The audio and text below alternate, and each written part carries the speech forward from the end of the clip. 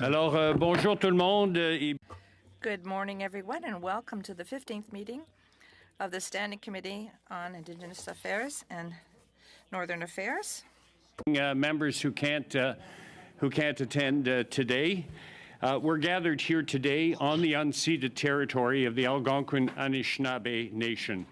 Before we get started, I would like to deal with a couple of quick housekeeping matters. The first has to do with the budget for the third study, the non-insured health benefits program. I would like to get your feedback on whether that budget proposal is acceptable. So moved. Has everybody moved? So moved, unanimously accepted. And the second thing is the approval of the work plan for the third study on non-insured health benefits. You will have received that work plan, and as you will have noted, there are witnesses scheduled to appear in the first 5 sessions. There are 6 sessions that are reserved. I should point out that in the first session, we have Ministers Hajdu and Vandal. Minister Vandal's office at this point is not scheduling his appearance, but Minister Hajdu has agreed to come. If it's judged appropriate, perhaps members from Mr. Vandal's office will be able to come as well. But other than that, I would like to see what you have to. You so move the work plan for the third study. Any problems? No? All right, so moved. That is approved. Thank you, committee. Alors aujourd'hui, nous allons conclure. Today we will be concluding our second study on the effects of the housing shortage on Indigenous peoples across Canada. Mr. Gary Bailey, President of the Northwest Territory Métis Nation, and from Mr. Joseph Cannell, Senior Research Associate at the Frontier Center for Public Policy. And at 4:30, we will have a steering committee meeting, which will be in camera. And just a reminder that I think we're expecting bells at 5:15. Alors, je voudrais rappeler à tout le monde les exigences du... I'd like to remind you about the requirements set by the Board of Internal Economy regarding physical distancing and masking. So I hope everyone will comply with these rules. Usual reminders, members or witnesses may speak in the official language of their choice. Interpretation services in English, French, and Inuktitut are available for the first part of today's meeting. Please be patient with the interpretation. There may be a delay, especially since the Inuktitut has to be translated into English first before it can be translated into French and vice versa. The interpretation button is found at the bottom of your screen. You all know where that is. And before speaking, please wait till I recognize you by name. If you're on the video conference, please click on the microphone icon to unmute yourself. Those in the room, your microphone will be controlled as normal by the Proceedings and Verification Officer. When speaking, please speak slowly and clearly. When you are not speaking, your mic should be on mute. And a reminder that all comments should be addressed through the chair. We'll do the usual rounds. First of all, we'll hear from the 2 witnesses. They will speak for 5 minutes each. Then we'll proceed with the first round, and that will consist of 6 minutes for each of the 4 parties. So without further ado, I would now like to invite Mr. Bailey to start us off. Mr. Bailey, you have 5 minutes. Thank you. As President of Northwest Territory Métis Nation, I am pleased to have the opportunity to appear before the Standing Senate Committee on Aboriginal Peoples. Some historic background on the Indigenous Métis of the Northwest Territories. We have a distinct history, culture, and way of life, separate and independent from the Dene people, whom we have relations with. The Indigenous Métis helped establish Fort Resolution in 1786, which is the oldest community in Northwest Territories, and other NWT communities. Métis Nation was the backbone of the Hudson Bay Company trading network throughout the NWT and beyond, including Fort Ray, Fort Resolution, Fort Smith, Hay River and area, Rosha River, Fort Reliance, Fort Fitzgerald, Salt River, etc. Languages spoken by the Indigenous Métis include Chipewyan, Cree, French, Slavey, and Michif. The Métis Nation has constitutionally protected Aboriginal rights. Our Aboriginal rights are based upon our inherent rights as Indigenous people organized as sovereign nations prior to government control. The Indigenous Métis historically and today continue to harvest wildlife, fish, migratory birds, trees and plants in harmony with other Aboriginal people. We have 3 Métis councils: Fort Resolution Métis Government Council, Hay River Métis Government Council, and the Fort Smith Métis councils. Members of the Northwest Territory Métis Nation comprise a significant portion of the communities of the Fort Smith, Hay River, Fort Resolution, and Yellowknife. We estimate our membership throughout Canada to be over 3,000 members. Differential treatment in housing. Our Indigenous Métis members constitute a large percentage of the population in the communities of our 3 communities. We do not have reserved lands in our communities, thus we have never benefited from federal housing programs for First Nations. We have a shortage of housing, overcrowding in all our houses, particularly affordable housing and elder housing. In our communities, for our members, our neighboring First Nation cousins have benefited from ongoing annual funding from the federal government for housing. While our people are proud and have been self-sufficient, our members still have the right to be eligible for the federal housing program funding. Purposes of the Northwest Territory Métis Nation is mandated to negotiate a land claim agreement and self-government agreement with the Government of Canada and the Government of Northwest Territories, and to seek recognition of Aboriginal rights. The Métis Nation is recognized by the GNWT and Canada as an Aboriginal government. Despite this admission, government does not provide core funding to the Métis Nation like it does to First Nations. To date, Canada has not provided funding to the Northwest Territory Métis Nation in order to deliver programs and services as mandated by the Daniels decision. Land claim and treaty negotiations. The Métis Nation Land and Resource Agreement was signed in 2015, the agreement in principle. On 2021, May 19th, our Self-Government Framework Agreement was signed, which includes a commitment to negotiate arrangement for housing programs. The Métis Nation is actively negotiating a land claim and a self-government agreement with the Government of Canada and the Government of the Northwest Territories. UNDRIP implementation. Under Article 21, the Métis Nation have a right to the improvement of our housing conditions. 1 states Indigenous people have a right, without discrimination, to the improvement of their economic and social conditions, including inter alia in the areas of education, employment, vocational training and retraining, housing, sanitation, health and social security. 2 states shall take effective measures and, where appropriate, special measures to ensure continuing improvement of their economic and social conditions. The implementation of the Daniels decision. The Métis Nation is still seeking to be involved in the implementation of the 2016 Supreme Court of Canada's decision in Daniels. To achieve reconciliation, the Northwest Territory Métis Nation is requesting to engage in the nation-to-nation discussions to address the implementation of the Daniels decision, including the provisions of federal housing programs and several services for the benefit of our Indigenous Métis members. At a minimum, the Northwest Territory Métis Nation must be treated on an equitable basis with Indian bands and status Indians in respect to all aspects of federal housing programs and services associated funding envelopes. The Métis does not receive annual or core funding for the delivery of housing programs and services to Indigenous Métis members.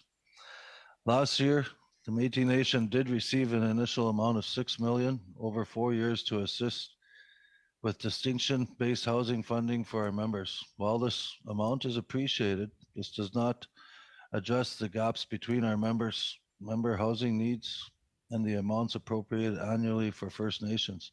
We note that our membership population is at least 80% of the Acacho First Nation and other First Nation population in the region. Yet we are receiving substantially less funding than the First Nations on a per capita basis.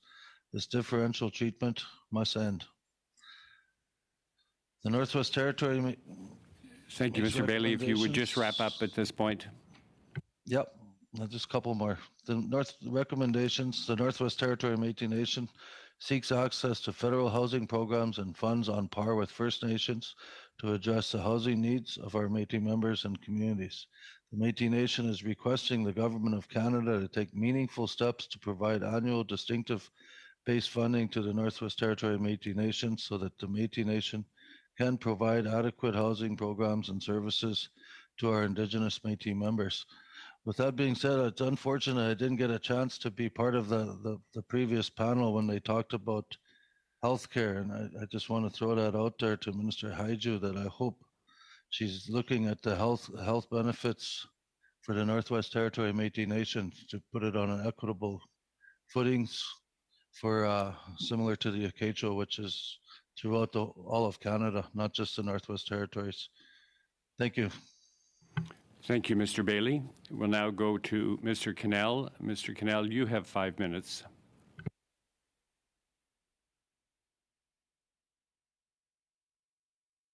Good afternoon. My name is Joseph Cannell. I'm a Métis research associate with the Frontier Center for Public Policy. Adequate housing, especially in remote and northern locations, is an intractable problem facing First Nation communities.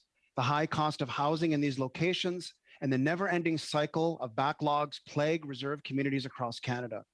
The federal government must pledge to make housing a commitment on the same level as safe drinking water for reserves or the availability of broadband internet. The government emphasis on Indigenous housing seems to be on the amount of housing pledged and spent or the number of housing units built. It's obviously good the federal government is rolling out specific targets. However, the real focus should be on working with Indigenous communities to deal with the policy and governance problems that prevent access to mass levels of market housing on reserves. Until the government removes restrictive land ownership policies on reserves, First Nations and governments must find clever ways to roll out market housing. Only the private sector can deliver the high quality housing that reserves need.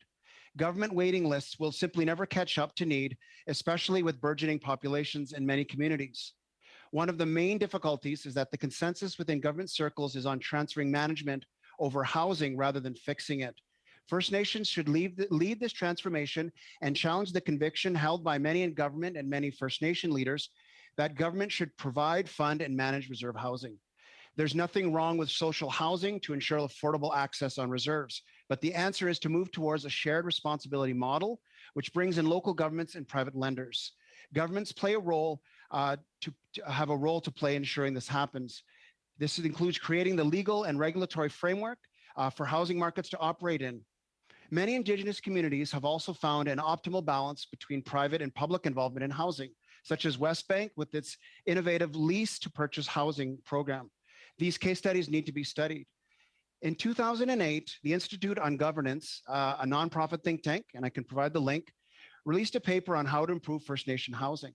Many of its insights still hold true, and I believe the committee should reevaluate those. The first area is ensuring housing is treated like a business. This means day-to-day housing decisions are divorced from community politics, and it means instituting a variety of housing tenure, from quasi-homeownership to rental regimes, to rent to purchase, to rent subsidies. Well-run Indigenous housing policies also correctly view housing as a problem of governance. The report, which I mentioned before, the authors concluded that for housing to work on First Nations, they need political will, community support, and managerial and technical capacity. Indigenous communities need to accept housing as a local issue.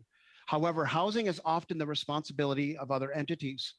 The vast array of federal programs and policies surrounding housing on reserves means it's still viewed mainly as a government responsibility. This needs to fundamentally change. The government must stop smothering bans with controlling policies and its we know best mentality. The best won Indigenous housing programs have firewall policies separating elected politicians from independent housing authorities. The federal government also must reopen the conversation about market housing and private ownership on reserves. This doesn't have to be a scary conversation like it was when the previous government opened it up, but one in which the government will help bands every step of the way. And their First Nation entities, the First Nation Tax Commission, the The IOG report, which I mentioned earlier, proposes an outside accreditation system for First Nation housing, in which bands would have to adopt certain governance and managerial standards to enter a housing regime. The key is that Indigenous bodies run these entities and the federal government simply gets out of the way. Governments should make way for a much more prominent private role in housing on reserves and should encourage First Nation bands to seriously address the governance problem that is at the heart of the housing issue. Thank you for your attention. Thank you, Mr. Cannell. We'll now proceed to the first round. I have Mr. Viersen up for 6 minutes. Well, thank you. I want to thank the witnesses for joining us here today. Mr. Quinnell, I recently read an article that you wrote. I recently read it, but the article I think was written over a year ago around a Fisher River Cree Nation. You were talking about how they'd had success in pursuing a land code and how that helped them to get out from underneath the Indian Act and pursue building of houses and homes in their community. Can you talk a little bit about that community and how other communities can perhaps follow that model? Okay. First, I'll just kind of stress that what I've been talking about is mainly First Nations on reserves and also off reserve. That's mainly what I do. So I'll let Mr. Bailey deal with any type of the Métis issues. Regarding land codes for Fisher River First Nation, like a lot of First Nations that wish to enter into the First Nation Land Management Act, it's a lot of the challenges that come with that is it's actually community buy-in. It's actually explaining to the community what's actually going on. So what the First Nation Land Management Act does, which allows a community to adopt a land code, is that it allows a First Nation to voluntarily opt out of 44 provisions, land management provisions of the Indian Act. So that basically the First Nation can manage its land management decisions, its environment decisions. So one of the things that the First Nation had to work on, and Fisher River and other examples, is convince the membership that this is not in any way change. The First Nation is still a reserve. The land can't be sold or transferred. You can't buy land. It's not completely. The Crown still owns it. The other thing is that it doesn't affect treaty rights. This in no way infringes on treaty rights, but and it's a long process. It takes a couple years. There's a ratification vote that has to be required on the First Nation. So with all of that, I know in Fisher River, actually, it happened in 2020. So we all know what happened around 2020, 21 with COVID, that the issue actually there was about mail-in ballots, making sure that people were getting to be able to vote. But finally, when they're able to do that, the First Nation was able to ratify its own land code. So we do know that KPMG, which is an accounting firm, has done research on First Nations that have opted into the First Nation Land Management Act regime. And they found that in terms of employment and economic opportunities, First Nations that come under the First Nation Land Management Act that have a land code tend to do a lot better on the indicators, that they do well over time.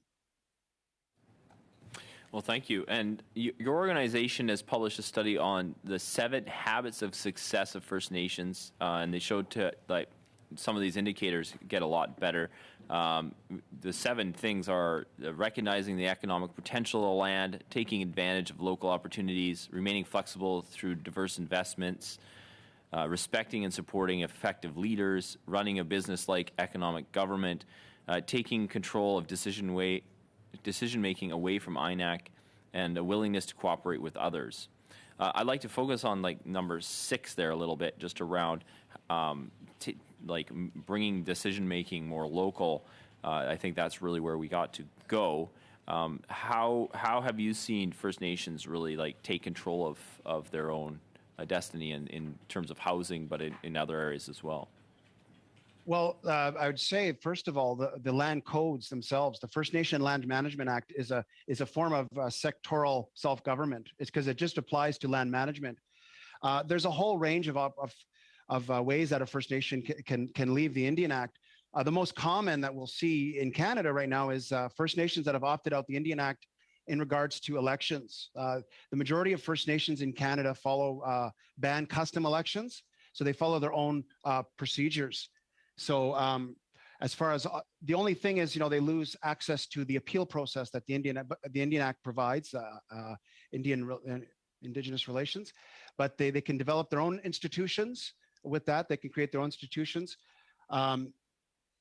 You can for First Nations that that are still under the Indian Act, you have many governance agreements that First Nations and looking what they sit down with Ottawa and the province that they're in, they're able to kind of take back jurisdiction over some areas. Just an example, in Northern Ontario, the Anishinaabe Governance Agreement, where a multitude of First Nations and Anishinaabe nations came together, voted on a deal, and for I don't know exactly how many areas, but there are areas that are very intimate to First Nations culturally, like language, culture, education, defining who a member is, that the First Nation can take that back. Working in this area for about 15 years now, we've worked with a lot of First Nations, particularly on the prairies. We've always found that First Nations, even under the Indian Act, as problematic as that legislation is, anachronistic, all those things, there are ways that First Nations can always take back control, adopting policies. First Nations can pass banned constitutions that allow them to create accountable institutions that can act as checks and balances. And then often when those things are contested in court, the court will recognize those institutions that are established by the First Nation. But the big thing is that the First Nation needs to accept these institutions and buy into them. Thank you, Mr. Verson. That'll do that for that. And Mr. McLeod, your second. Thank you, Mr. Chairman, and thank you to the presenters today. My question is going to be to Mr. Gary Bailey, the president of the Métis the Métis Council of Northwest Territories. First of all, I want to say thank you, Gary, for joining us, agreeing to join us again. It's unfortunate that we couldn't get the sound system to work last time. And I'm happy that you're here to present the situation of the NBT Métis when it comes to receiving programs. The government has made many historic announcements when it comes to housing to the national Indigenous organizations, but it seems we never can make it work for the NBT Métis. And even the $500 million that went to the Métis National Council didn't flow to the Northwest Territories Métis, and they were left out again. So I wanted to get Mr. Bailey to tell us how the Government of Canada can improve the design of their housing programs to ensure Métis governments, like the NBT Métis, but there is also Métis in Alberta that are being left out. How would they ensure Métis governments are able to access housing dollars when they're not represented by national Indigenous organizations? That's my first question. Thank you. Yes, well, I think they have to deal directly on a government-to-government basis with the Northwest Territory Métis Nation. For one thing, we've been lobbying for a long time. I've been involved in this for 27 years now, and I've continually always put it through that the Métis National Council does not represent the Northwest Territory Métis Nation. We're our own government. We have our own land base. We're negotiating a land claim agreement, which we will own our own land and resources. I think that's the biggest thing they have to do is deal with the Northwest Territory Métis Nation directly and change their policy of dealing with the National Council, as we're in two different territories. For one thing, I mean, Métis National Council does not have a land base. I don't know why they deal with the Métis National Council in the housing aspect. directly, but without leaving us. I think they have to recognize all the Aboriginal groups on their own.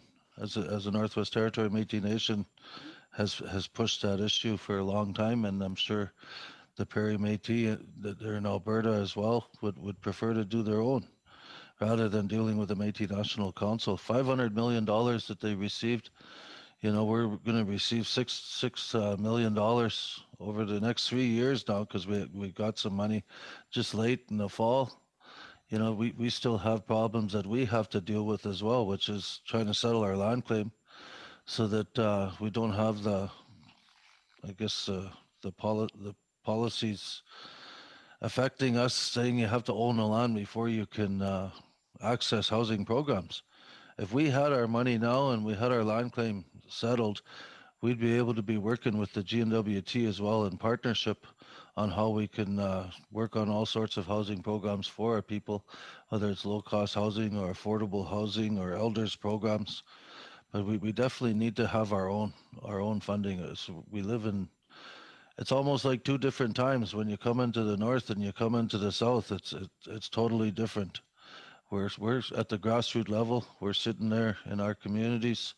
We have very, very little capacity, if none at all. We have no affordable housing units available for our people. Like I said, we're starting at the grassroots level, building our communities. So, like I said, they have to deal directly with us. Thank you. I'm going to just ask two quick questions. It's important that everybody understands the situation for the NDBT Métis. This committee is studying it, so the recommendations will come from here. So first of all, Métis National Council does get housing money. Is the NDBT Métis membership counted in the Métis National Council's numbers? And the second one, I think you touched on it, but could you just talk about how important settling self-governments would be, and also land claims through your new framework, how will that would help address the housing needs for the NDBT Métis? Yes, I believe our numbers are counted in with the Métis National Council, which we have opposed. Like I said, for 27 years I've been there. We've opposed that, and I've made it clear to all the ministers, INAC ministers, over the years that I've met. Settling a land claim with us is very important for the Northwest Territories. In one, they would benefit. It's beneficial for Canada to have a sovereign country in our territory. It's very important to the Northwest Territory Métis Nation. As I've said, we haven't received any kind of funding like this for housing, and we have to start building our nation so that our government can have a future for our people to grow and continue on to coexist with the governments that are in our territory. You know, it'll bring in a lot of opportunities for capacity building, economic development, housing. We'd have our land available for our people so that we can start building houses and so on for our people. But I mean, it's our people have not benefited from government jobs and so on, stuff like that. I mean, they go out, they get educated. We want to keep our people in our small communities. We can't keep them. You know, they all move on, and that's unfortunate for sure. But if we had our government settled, we would have jobs for them to come home to. We'd have our own Canada, you might as well say. As far as I'm concerned, we'd be self-sufficient. We wouldn't be dependent on Canada anymore. We still have to have a relationship to work together on developing the country, which is what we want to do. We want to have a relationship to coexist with one another. You know, it would move forward all the development that is undeveloped in the Northwest Territories as well. Thank you, Mr. Bailey. I'm going to have to move on to the next questioner. Madame Gill, vous avez 6 minutes. Mrs. Gill, you have 6 minutes. Thank you, Mr. Chair. And thank you for coming, Mr. Cannell and Mr. Bailey. I heard you. Mr. Bailey and Mr. Cannell both brought up the issue of the Northwest Territories Métis Nation doesn't have the same treatment or the same opportunities as others. Some First Nations have these benefits. Could you please explain what the differences are? Is there a difference in the way you're treated? Are the needs different? Do they vary from group to group? So my question is, of course, for both Mr. Bailey and Mr. Kennell.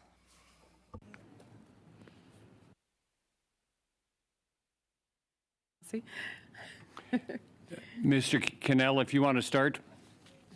Madame, je m'excuse. I apologize.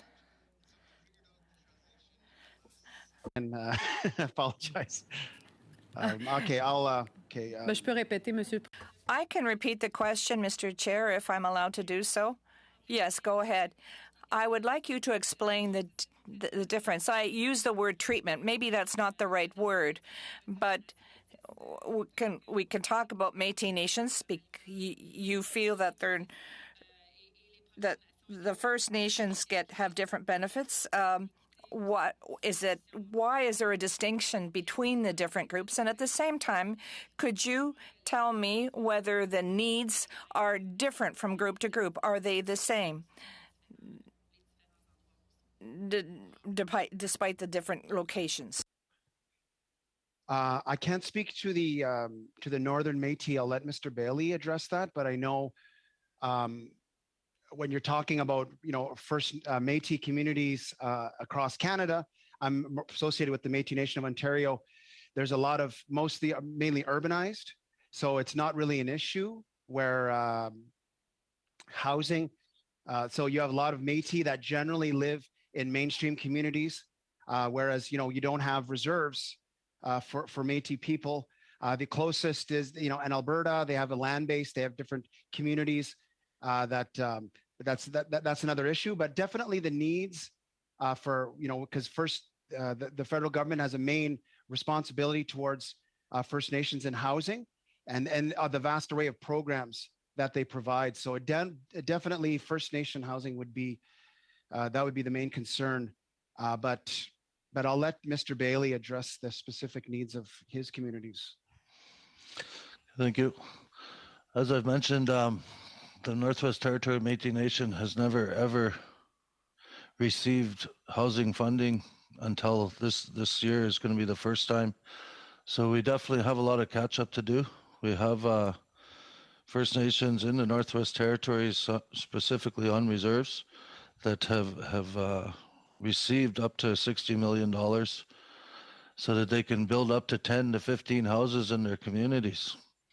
We haven't benefited from that at all. And there's been housing programs over the years since the government has signed treaties.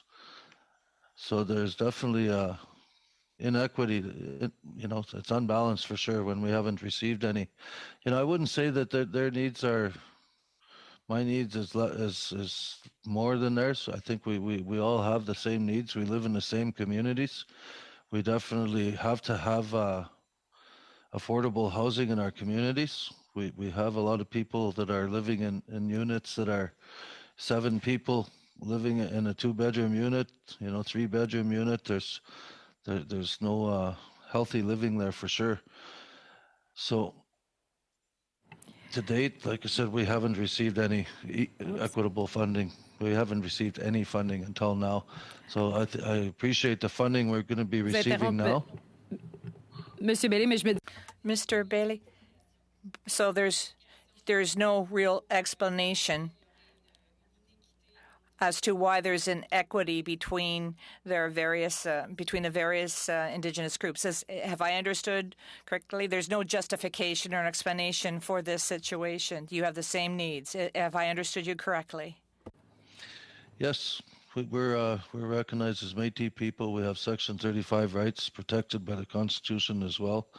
We're part of one of the Aboriginal peoples of Canada through UNDRIP, recognized, and we haven't received equitable treatment. They've dealt with Métis National Council over the years and not with the Indigenous Métis of Northwest Territories. Vous avez commencé à You started to talk about recommendations. Would you like to go further? You talked about resolving the land claims. That's a first step, but are there any other recommendations that you would like to convey to this committee? Thank you.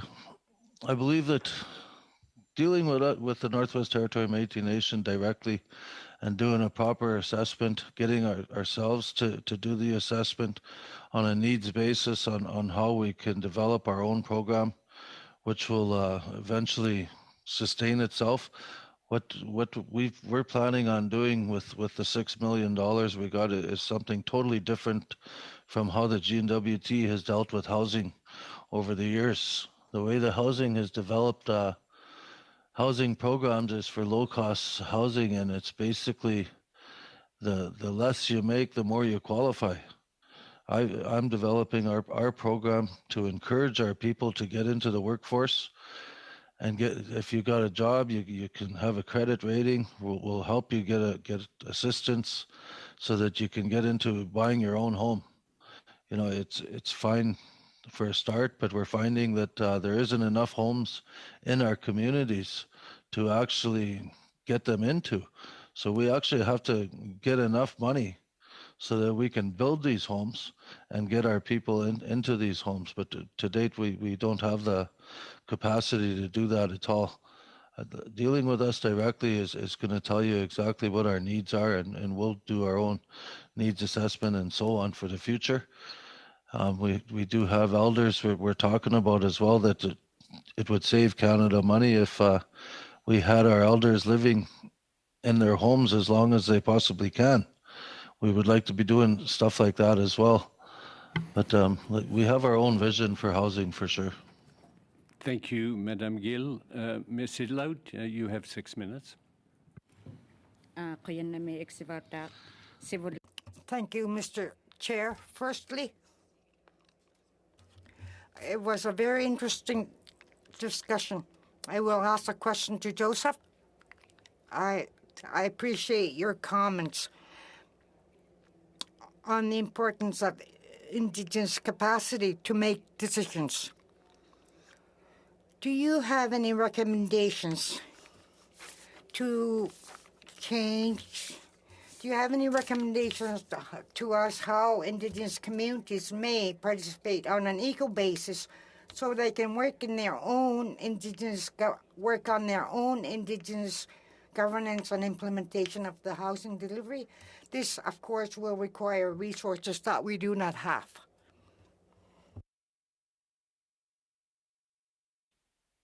Thank you for the question. I think there's a lot that government can do. I think that they can provide. You know, there are First Nation organizations that look at these things. They can provide templates for, I guess, best practice housing governance regimes that they can provide for First Nation communities. Just as an example, actually, we mentioned Fisher River earlier.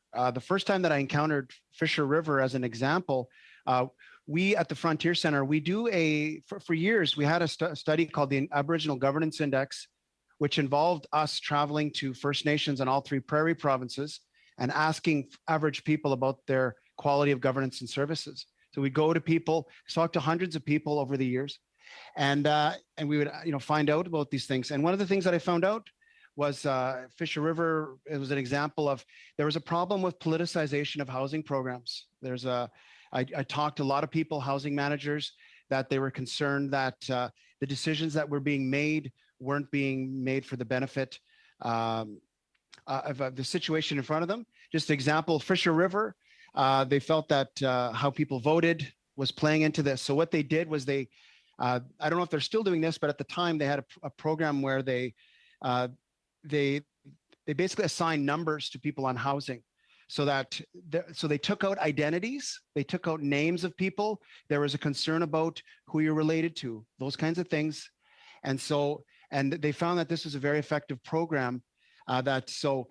Single parents that were up and coming families were getting housing, and it had nothing to do with politics. So that was something that worked for them. I think, communities like that, First Nations can provide, I recommend, First Nations, they provide all these examples, and, the federal government can somehow facilitate First Nations knowing about what programs work. Not all of them will be the same. I think that I'd recommend, the federal government provide capacity, provide funding for First Nations to set up the housing governance programs so that they can set these things up, run them as an experiment. I mentioned the Institute on Governance had an interesting system where they had an outside accreditation body that would come in. And so it's kind of like ISO 9001, that system where they adopt certain financial and management standards. And that would actually affect funding and things like that. So outside bodies that would fund housing, they would know that the First Nation is well run.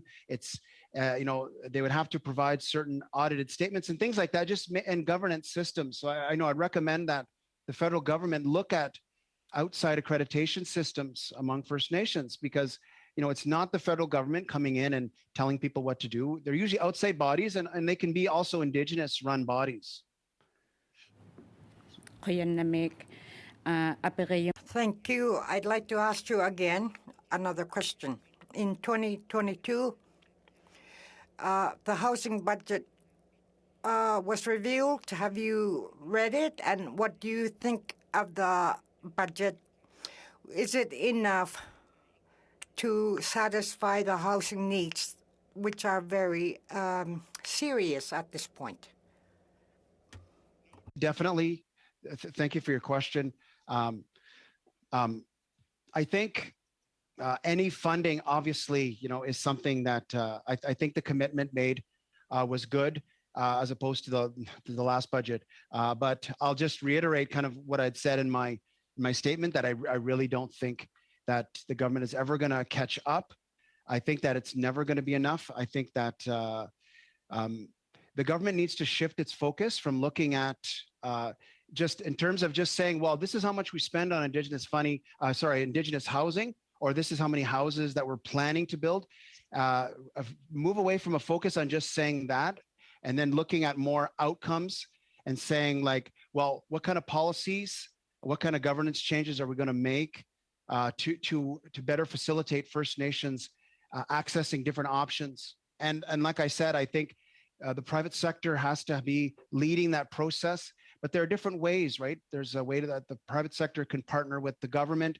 We have that right now with the Canada Mortgage and Housing Corporation, the programs that they have, even Habitat for Humanity, right? That's one thing. I don't think that should be the model, but that's just an example. We have nonprofit organizations can come in to do it, but rather than focus on numbers, they should just look at, let's look at outcomes. Let's look at how many policy changes we're going to have that are going to improve housing and better allow First Nations to access better market housing. Thank you, Ms. Idlout. That completes the first round. We have time for the second round, the first four speakers, if we stay tight. So I'm going to suggest we go ahead with that. And Mr. Shields, if you would start, 5 minutes. Thank you, and I'll be sharing my time with Mr. Viersen. Very good. Question for Mr. Bailey. I appreciate the witnesses today. When you talked about self-government, Mr. Bailey, could you just quickly, succinctly describe the model that you're looking at and negotiating for self-government?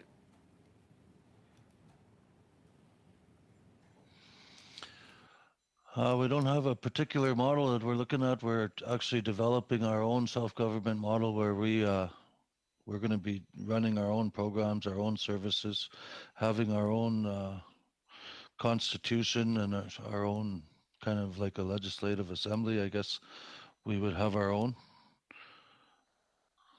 So structured in the sense like a territory, municipality, those kinds of, is that what you're talking about?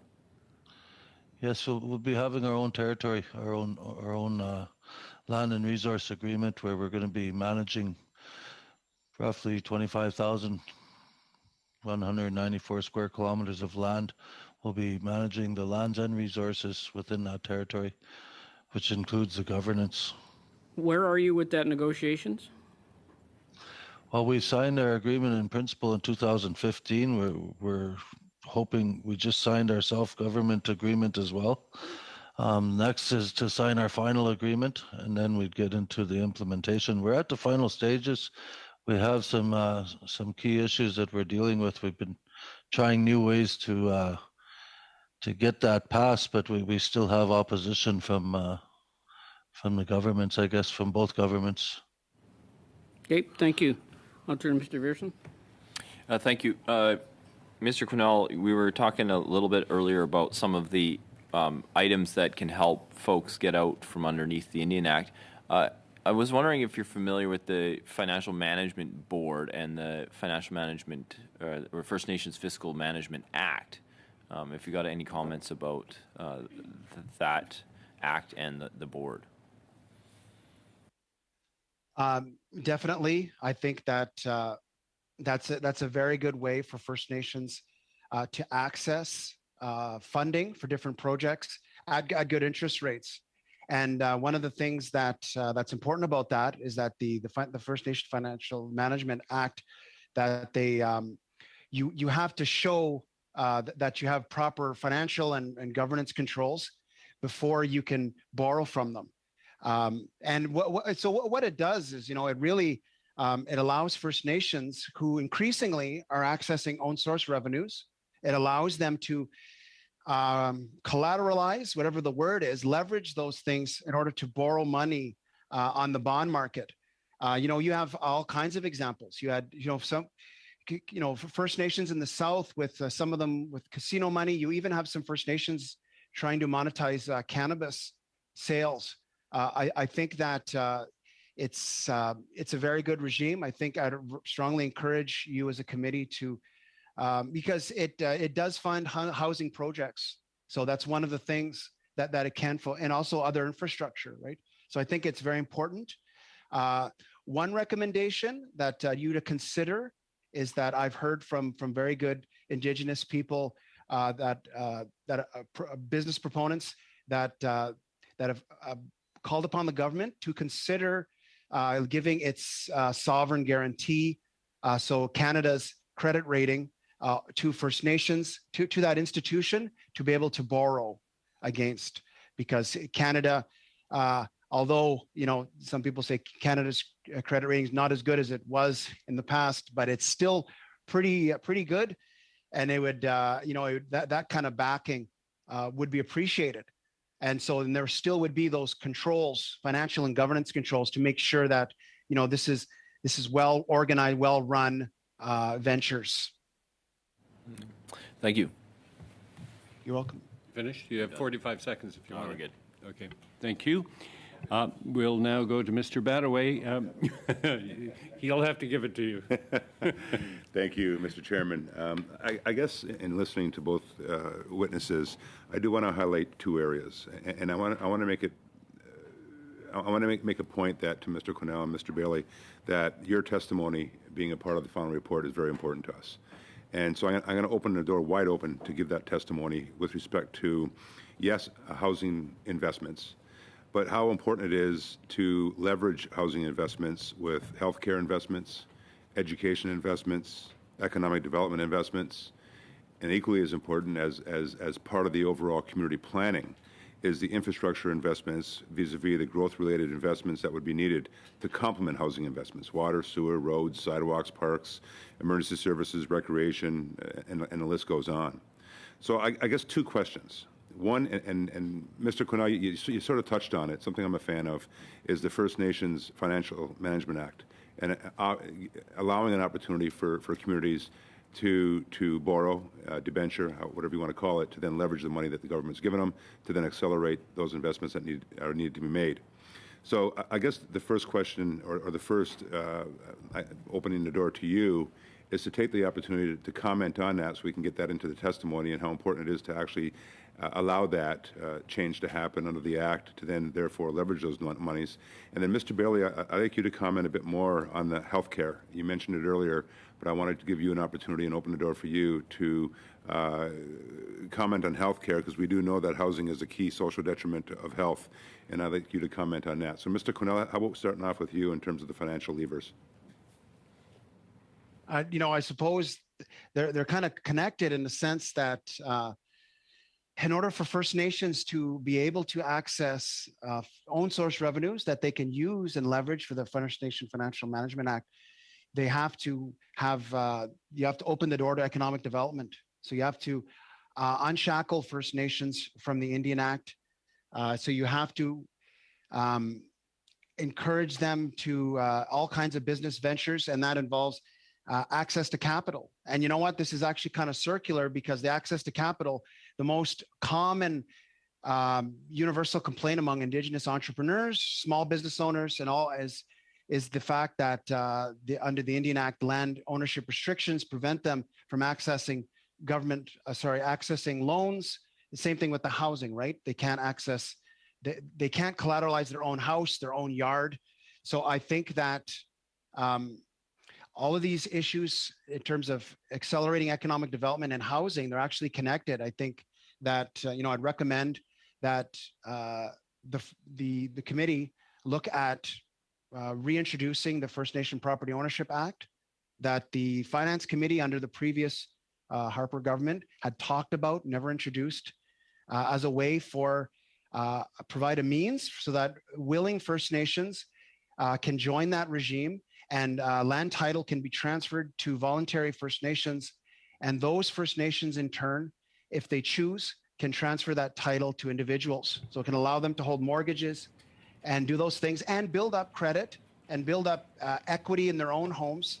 So that way there would unshackle Indigenous entrepreneurs. Thank you. Now, Thank you, Mr. Cannell. Yeah, sorry, go Mr. ahead. Bailey, go ahead. Sorry, Mr. Bill. Mr. Bailey, you're on mute. Mr. Bailey. Sorry about that. As since the treaties have been signed, healthcare was given to the First Nations. They're 100% covered, and the Métis Nation has never had that.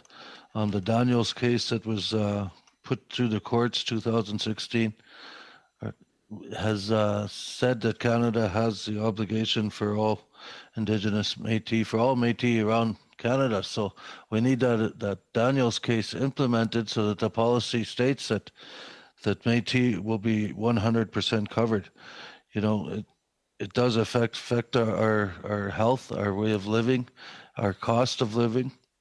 But I want to focus on the housing as well, including the opportunities that come when you have housing. If you have housing, you have that responsibility to sustain your house. It's going to make you live healthy, get you off the drugs, get you off the alcohol. It's going to get you out working, get you into the economy so that you can actually buy yourself a truck, skidoo, support a family of 3 or 5, whatever it may be. I mean, we've because of the lack of housing, the overcrowdedness, people are living a certain way. It's an unhealthy way of life in our communities. It's very noticeable. So it's very important for us to settle these land claims. And as it was mentioned, that we don't have access to the lands. We talk about early land transfer opportunities since we're not settling our claim right now.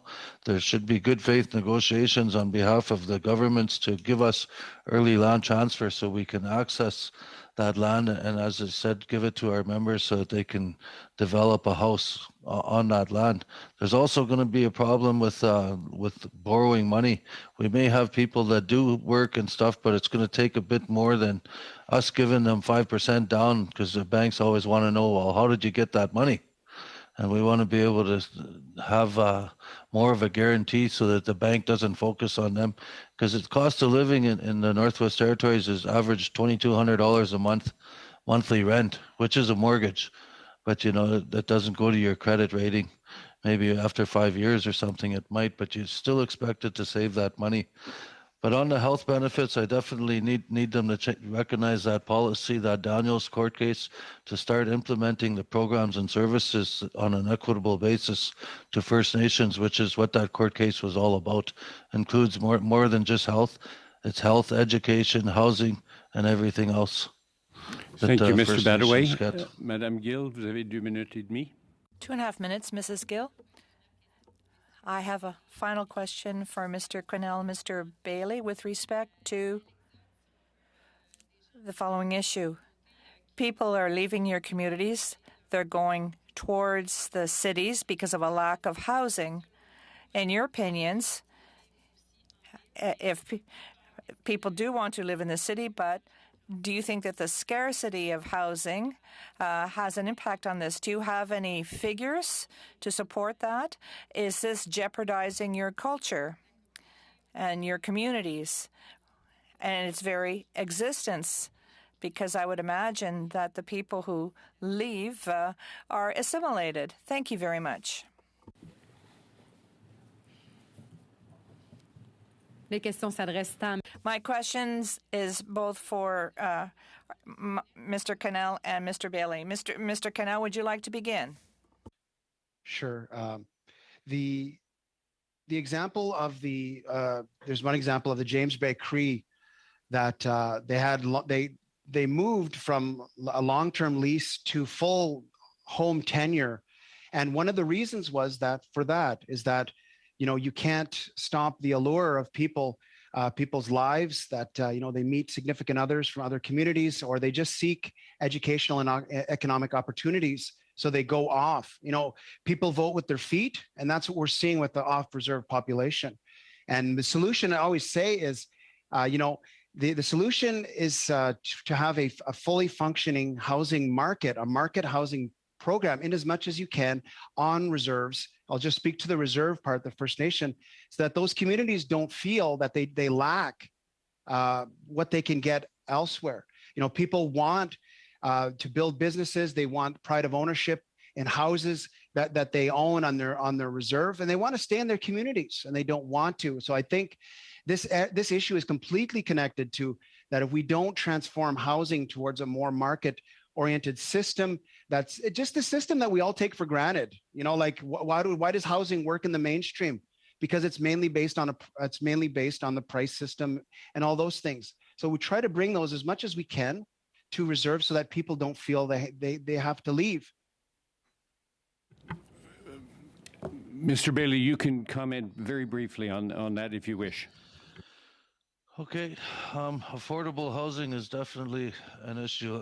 As we mentioned, people do leave. I've had community members having to leave our community because they didn't have the work, and they owed a lot of money to housing because of the low-cost housing. So they've left and moved on to Manitoba, Winnipeg, and being from Fort Resolution, which is the oldest community in Northwest Territories, I have about 250 Métis that live there. However, being the oldest community, we have 3,000 members that are mostly from Fort Resolution and Fort Smith. So, assimilation, a lot of people have moved on to the south. They have forgotten their cultures.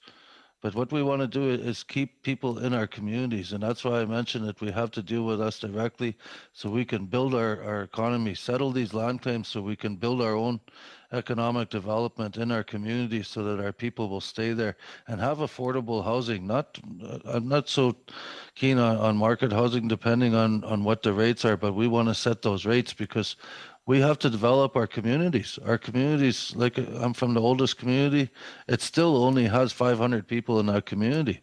It was once the capital of the Northwest Territories. So there's a lot of work that needs to be done, and it can't just be house poor, paying for a house.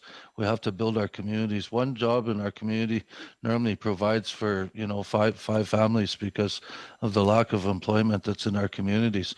That's why it's so important to settle our land claims, so that we can build our communities and continue to live our way of life and practice our cultures in our communities where we're born and raised. Hopefully that's fast enough. Merci, Madame Gill. Madame Idlaut, vous avez 2 minutes. Yeah.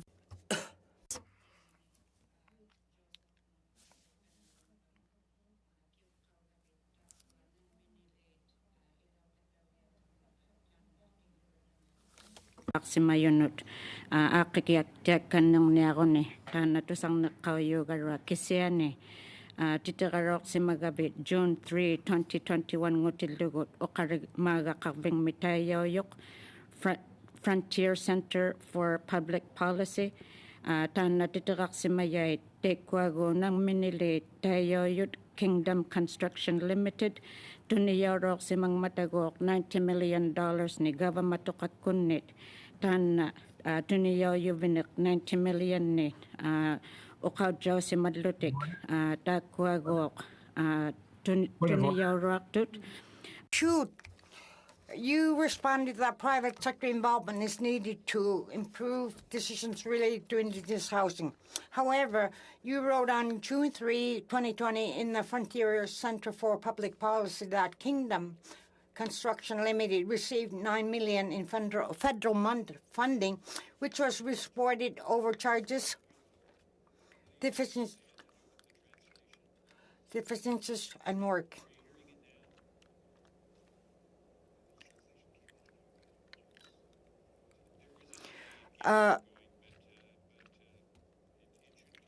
Okay, and was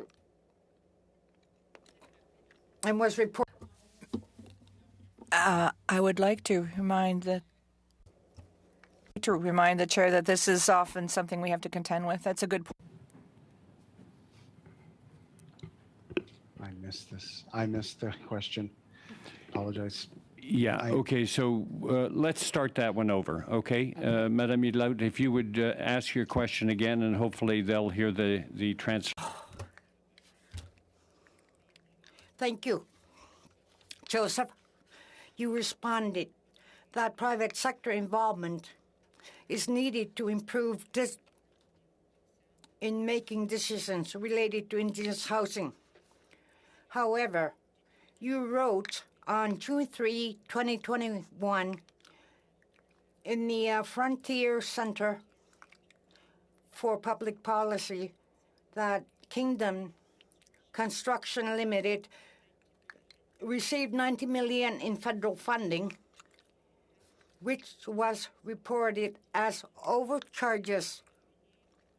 There was a lot of deficient work, a lot of delays, and racism for the First Nations housing projects. There was racism against housing. How can we trust the private sector with those kinds of examples that have taken place? How can we be sure about private sector when they do that? I don't have the article that you're mentioning right in front of me. I was just looking for it. I recognize the reference that you made. I think part of the problem is that it's not the fact that they're private companies. I think that it's usually the whatever the tendering process is, the policy that that has to be very well done, has to be airtight, and that the this is actually more of this is more of a government problem, because if you in that issue they recognize that the criticism was that the federal government was pushing that First Nation to adopt the lowest tender, which happened to go with this company, which had this reputation. So I think it actually illustrates a problem with kind of government getting entangled in this, and this is where it gets into trouble. So I would say, if they're going to have these private companies helping out doing the construction, they have to make sure that they have good policies. They're not just pressuring First Nations to adopt the cheapest bids, and that they're looking into the companies. I think I recommended in there that in that article that First Nations have access to information about construction firms so that they can make informed decisions. Thank you very much, Ms. Idlout. Thank you, everyone. This brings our second round to a close. I would like to thank both Mr. Cannell and Mr. Bailey. We finally got you there, and it was really very good that we did, because thank you for your testimony, and thank you for answering your the questions that the committee had for you. Very much appreciate that. Thank you. And we'll now suspend so that the subcommittee can do its work in a few minutes. So thank you very much. So leave. Okay. Okay.